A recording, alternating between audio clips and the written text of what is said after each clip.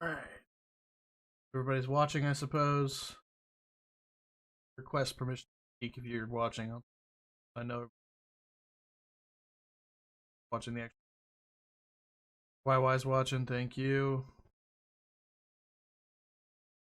Cool. All right. So today we're discussing the orientation for the Devil's Nameless Rejects, which is us, the PMC. We're going to be talking about a few things today that are super important. First things first is radio etiquette. We have a big problem with this right now because we're a little too relaxed whenever it comes to radio comms. Understanding that the only thing on the comms should be call outs and movement. You know, like, I'm moving up to this building.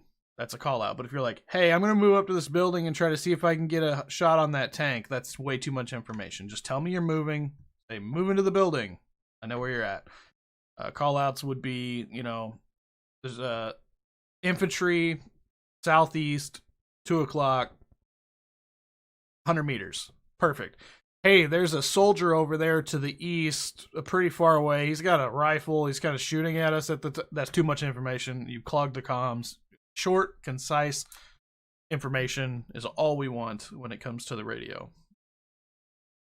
Now, with that being said, understanding when and how to react to that contact with your radio is easy. I mean, it's the 3Ds: direction, distance, description. Now, there's different ways that you could do that. Cardinal direction, which would be your north, south, east, west, with the idea of the unit facing a certain direction clockwise, or the clock system is acceptable as well, as long as you're using it in the elements direction, which, as I put here, if you're watching the left side, you're watching like the 9 o'clock while we're moving. If you see a contact, you don't say contact 12 o'clock because your 12 is different than the unit. You go off the unit's bearing rather than going off your personal bearing. Distance, guess. I mean, just don't be stupid about it. Use meters. Don't be the guy that's like, contact, rifleman in the open, 20 feet. Okay? Meters is what we're using for obvious reasons, because our sites all work on meters rather than feet. The description of the contact is very important, especially if it's like northeast, contact 100 meters, infantry in the open, moving left to right. That's a good call out because you know exactly where they are, where they're going, and what they are, so it's not a vehicle. We have a lot of problems right now with acknowledging what kind of vehicle it is as well. We've, like, anytime you say armor, wheeled armor is to me is a BMP or BTR. Your technical vehicles, like they're vehicles that are just like our Humvees or whatnot, those are called technicals. We want to make sure we call those out accurately, because when we say armor, we instantly think, oh fuck, we gotta hide. But if it's a technical, we can shoot out the gunner, you know, and disable it with a noob tube, something like that. Something you can't do with, you know, a tank. Ace reports, we do that as like sit reps. I know Wills does them sometimes. Whenever I'll say sit rep, he'll say yellow or whatever. We don't want to use colors. The reason for that is, if you tell me you're yellow, that doesn't tell me how much ammo you got left. It doesn't tell me if you've used all of your anti-tank. It doesn't tell me if you're, like, where you're hit, how bad you're hit, if you need the doc, stuff like that. We need to know that information. So if I call out for a sit rep or an ace report, I'm looking for stuff like your name. So Cake, 6 mags, bandage, need doc, no smokes. So I'm out of smokes. Or, you know, Cake, 2 boxes, bleeding bad, need the doc, need a resupply. So that means I have like bone dry ammo, no grenade, nothing good to use to help the team, and I'm bleeding out. So understanding when to use what terminology is very important, and we'll get to that with practice. Because a lot of people have been trained to use like Cake green, Cake yellow, Cake red. It doesn't really give us the information we need, and in combat we need all the information we can get, but structured. Formations, I wanted to hit on this because with formations, the problem that we get into a lot is when we're in combat and people are trying to call out formations, we should all just naturally know what to be in and when to be in it. So a line, when you're crossing big open fields, we shouldn't have to say, hey, get in a line, because first of all, we're supposed to be combat veterans who have done this for a long time and we're PMC, private military contractors, we shouldn't have to be told to get into a line. We should just naturally do it. And understanding the distance of how far to separate, use common sense. We got radios. You don't have to be up each other's ass. And a lot of things I've noticed is people bunch up a lot because it's easier to keep an eye on your teammates when you're bunched up. But we have those radios for a reason, so spread out, do your thing like that. Keep in mind, one frag kill you, that's a problem. But in combat, I don't even think formations are really useful in the fact that no one's looking left and right to make sure they're in line with their buddy. Like they're just busy working on getting to the objective, eliminating the threat at hand, and doing the job. Like whenever I hear somebody be like, all right, let's get into a wedge, we shouldn't have to say that. We should just do it. We know it.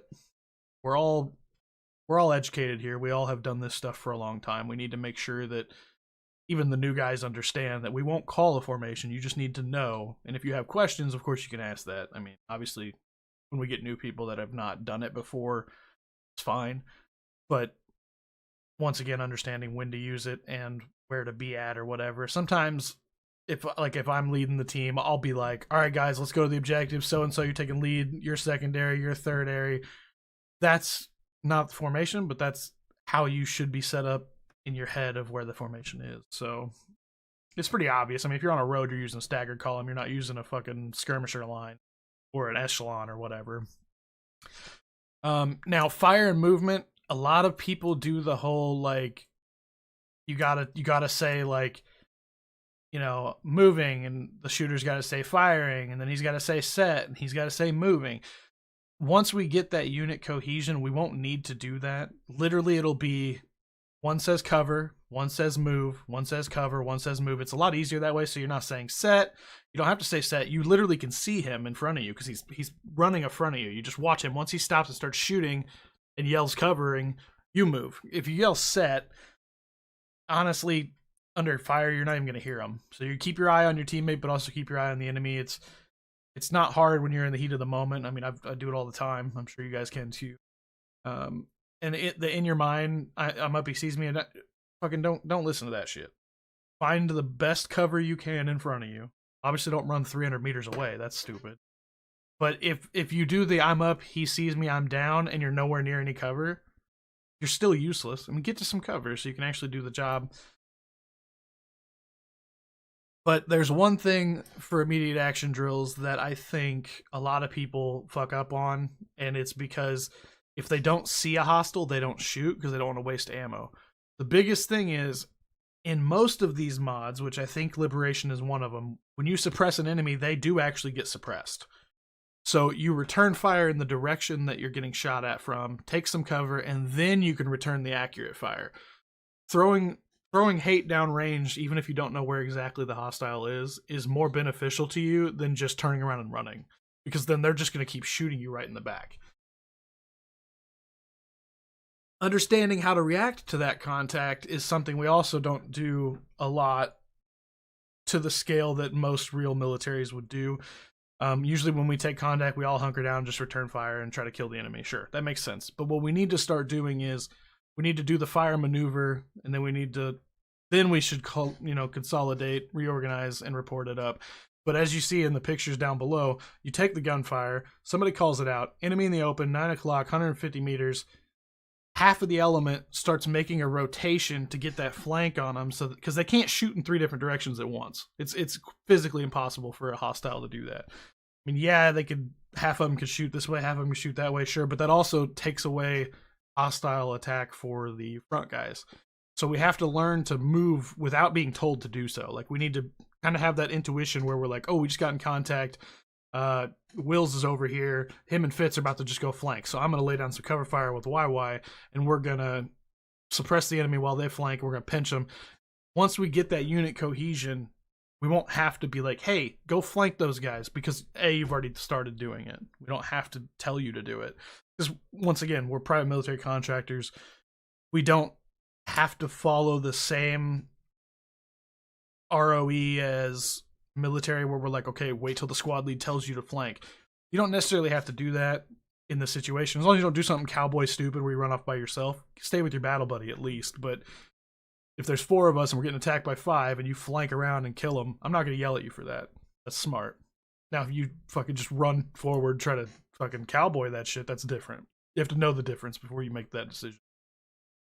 But also, breaking contact, we don't really do that very much either, because once we engage a target, we're like, nah, we got this, fuck it. But like if we roll up in a wooded area and there's a tank and we're all infantry, even if we have the rockets, sometimes it's better to break that contact, fall back, get a better vantage point, consolidate that, and then engage, like armor or vehicles that are heavier than we're used to or that we're ready for at that time. Because fighting tanks in the trees is not good, but fighting tanks up on a rock, on a hilltop, looking down at them, beautiful. Also, another spacing issue we could have is walking into ambushes, understanding where the kill zone is and making sure that our guys are not in that kill zone. How to react to that ambush if you're near or in that kill zone. Grenades, assault out of it, kill zone suppression. So basically, you want to get out of their direct line of sight as fast as you possibly can, but safely as well. If you're in a far ambush and they're really far away, you're going to want to suppress it, of course, and then lift and shift out of that. So once again, you're just fighting your way out of the ambush. You're not trying to fight into the enemy. You're going to fight out of it and get the upper ground. You want to have the upper hand in that fight. Yes, if you get ambushed, yeah, it's super cool to take a knee and fucking fire back and kill them all, whatever. But it's also cool to fall back, get a different position, and get that superiority back on them. Because right now, when they start the ambush, they have the superiority. Fire and maneuver or break the contact. That's of course going to be up to your element lead. If they want to push in and flank or whatever, they could literally just yell flank or break contact. If they don't say anything, then go with fire and maneuver. So do the flank. Hopefully your element leaders will be quick to say break contact or, maneuver. But if no one says anything, get your battle buddy, get some shit done, take care of business. Danger areas, so this is like crossing roads or rivers and stuff like this. Obviously, some of us already do this, which is great. Let's say you're in a 4-man team, you're coming up on a road. You get one watching down the road, one watching up the road, and the other 2 cross the street, and they look the same ways that the other guys are, and then those guys fall over and yell last man. Beautiful. Those we should do anytime we cross a road, anytime we cross a river, anytime we leave a wooded area to cross an opening to another wooded area, because if we do get contact, we already have 2 rifles aiming in whichever direction it needs to be. So immediate action drills when you are conducting long-range recon. So at that point, we would set up a support by fire location and an assault position, so where the support by fire can suppress the enemy while the assault element moves in. Obviously, that would be where we would split up the element into the 2 teams. So if we have those teams set up before the operation, we might be like, all right, so team 1, you're going to set up and you're going to lay down suppressing fire, while team 2 is going to flank in and destroy that artillery position or destroy that radar stuff. So mostly static targets. That also should be pretty common sense, but that's an element lead thing to do. Obviously, we're going to continue this by putting it all together. You're going to consolidate and reorganize at every situation. So that means you're going to do accountability and establish the security. So you're going to spread out. You're going to set up security, and then the chain of command is going to request an ACE report. Once again, we've been over the ACE reports, and we're going to move on to mount. Mount is the most annoying part for Arma, because when you're going into a building, sometimes these fuckers will phase in and out of walls, which sucks. But one thing that we can look at on the mount process is beautiful. The recon, the isolate, foothold, objective, consolidate. So with the recon, we need to see all the avenues of approach, find out how many doors, windows, whatever. I ran it with Watt, clearing out some buildings. In the last operation, it was beautiful because we'd go upstairs and he'd be like 6 doors, 1 staircase. I'm covering stairs. Beautiful call outs. Loved that shit. You'll also think of possible ID locations, danger areas. So if the stairs is a danger area for one, you want to isolate that building by getting a team surrounding it before you send some people in. Securing that building from the outside is probably one of the most important things, because once you're inside, it's easy for an enemy to come in that door and fuck you from behind. Believe me, Seen it done too many times. You want to gain the foothold, so when the team pushes in and captures that first floor, they're going to move up to the second floor, but they're going to keep somebody focused on that back staircase just in case somebody gets past your security team outside and gets into that room. You always want somebody watching your backside. Securing the objective, obviously you're going to either be the assault or support team. Once you clear out the entire building, you're going to set up in it, radio back, let everybody know building secure, mark it on the map, and then push out for the next one. But before you push out for the next one, you're going to do an ace report, and you're going to reorganize.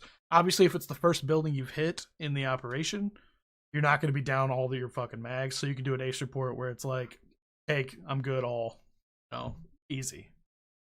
Or if you're hit at all, you could be like, I'm hit a little bit, I'm good to go, on.